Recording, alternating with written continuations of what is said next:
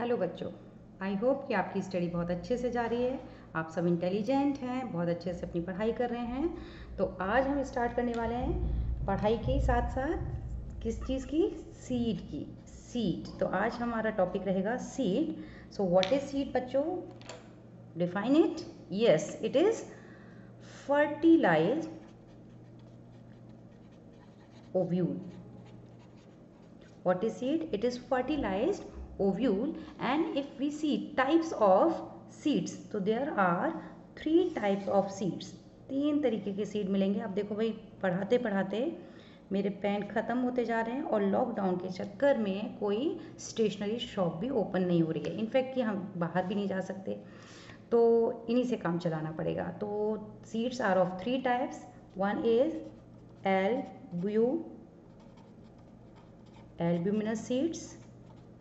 Second, non-albuminous seeds.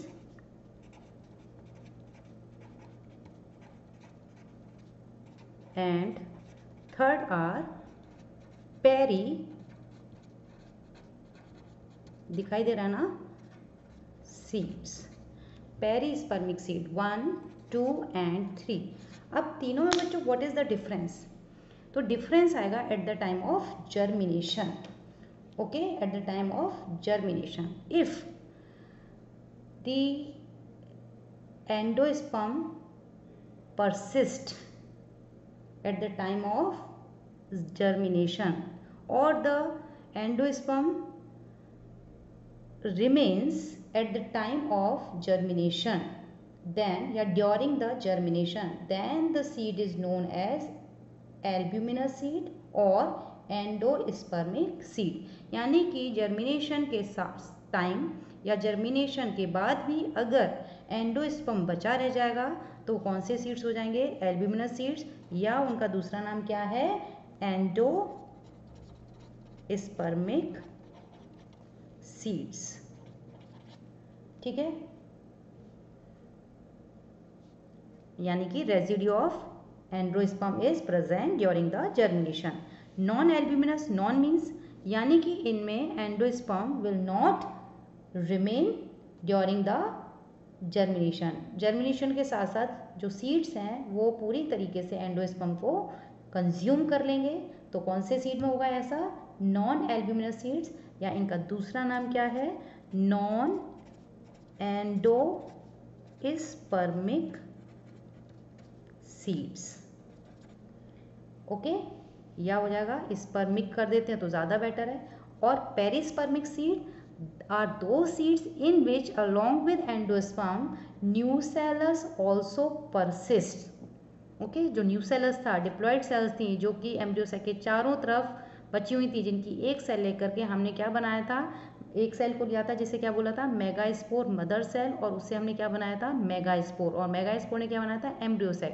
तो embryo cell के चारों तरफ डिप्लॉयड सेल का जो मास होगा उसे हम क्या बोलेंगे? न्यूसेलस। और इसमें क्या होगा कि nucellus परसिस्ट्स।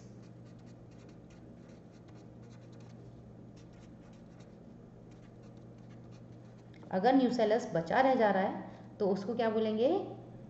Perispermic seed, which is third type of seed. अगर हम एग्जाम्पल की बात करें तो एल्ब्यूमिनस सीड्स के एग्जाम्पल बहुत सारे हो सकते हैं। कैस्टर है, मेज है, सनफ्लावर, बार्ले, कोकोनट।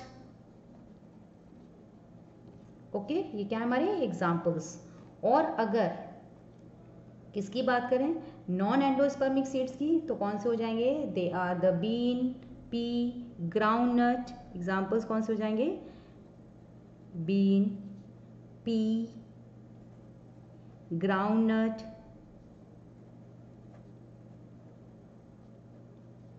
और क्या लिख सकते हैं हम?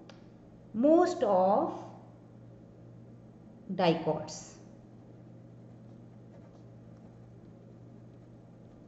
Most of dicot. यहाँ एक और अच्छा एग्जाम्पल रह गया हमारा वीट। ओके, और न्यूसेलस जिसमें परसिस्ट करेगा, जिन सीड्स को हम बोल रहे हैं पेरिस्पर्मिक सीड्स, तो उसमें उसके एग्जाम्पल्स क्या हो जाएंगे बच्चों? बीट है, and black pepper. Okay, examples are very important. अगर एनसीईआरटी में और एग्जाम्पल्स दे रखे हैं तो आप उन एग्जाम्पल्स को भी क्या कर लेंगे, कोड कर लेंगे इन एग्जाम्पल्स के साथ में. ओके बच्चों, अगर हम स्ट्रक्चर ऑफ सीड देखें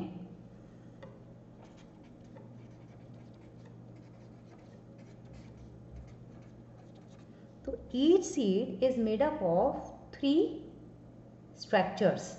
ओके, तो 3 parts, yeah, a seed consists of 3 structures. What are those structures? कुछ अच्छा सा pen. First is seed coat. आप लोग कोट पहनते हो, ब्लेजर पहनते हो. Okay, seed coat. और सीड कोट क्या करेगा, किससे बनेगा, तो डबल सीड कोट हो सकते हैं बच्चों. ओके, कौन कौन से सीड कोट हो सकते हैं, इंटेग्यूमेंट्स के थ्रू बनेंगे. और उसमें सीड कोट जो होगा वो होगा testa and tegmen. Okay, testa seed coat कितने होंगे, 2, एक आउटर एक इनर, वो होगा एक testa TESTA. Okay, and tegmen TEGMEN. These are the 2. और ये किससे बना होगा सीड कोट,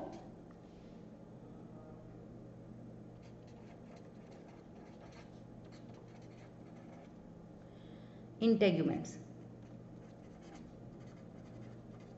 इंटेग्यूमेंट से बना हुआ. Okay, testa and tegmen. Testa कैसा है भाई, आउटर है, हार्ड है. कैसा ये, यहाँ मैं छाप देती हूँ ताकि आपके दिमाग में रहे. आउटर हार्ड और आउटर इंटेग्यूमेंट से बना हुआ.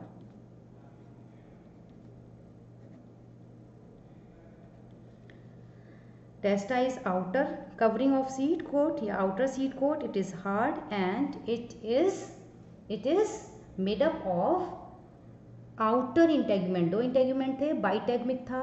ओके, आउटर से क्या बना, टेस्टा, एंड इनर वन से क्या बनेगा, यहाँ हम लिख देते हैं. ये कैसा होगा, इनर जो होगा thin and peppery. Thin and peppery. और किससे बना होगा, इनर होगा, तो इनर इंटेगमेंट से बनेगा. Okay, testa and tegmen. यहाँ से क्वेश्चन कई बार बन जाता है. ओके बच्चों, फंक्शन क्या है सीड कोट का, फंक्शन क्या है, क्या काम क्या करेंगे ये, तो ये they are protective. Okay, they protect the seed. क्या करेंगे ये, दे प्रोटेक्ट द सीड. तो क्या लिख देंगे हम यहाँ फंक्शन में, एक फंक्शन वो भी होता है जैसे शादी वगैरह में जाते हैं, function protect the seed. Okay, दूसरा जो पार्ट होगा सीड का उसे हम बोलेंगे बच्चों क्या, कॉटिलीडन. ओके,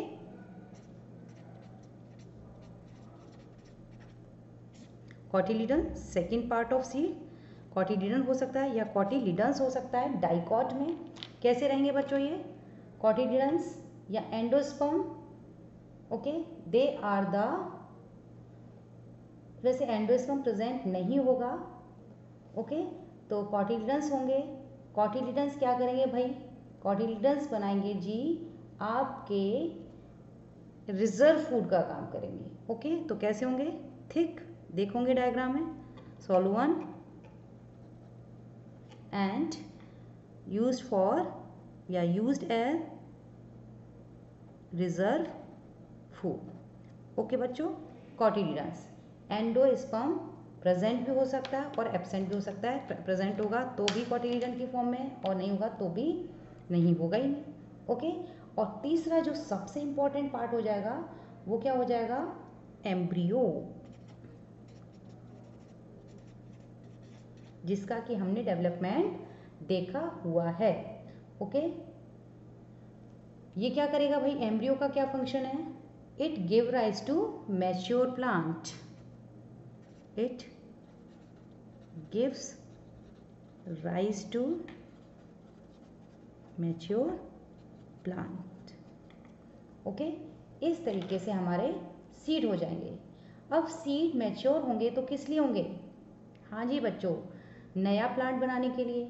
और नया प्लांट बनाएंगे तो उन्हें क्या करना पड़ेगा? जर्मिनेशन। ओके, तो what is germination? Germination is the ability of seed to produce seedling. Germination,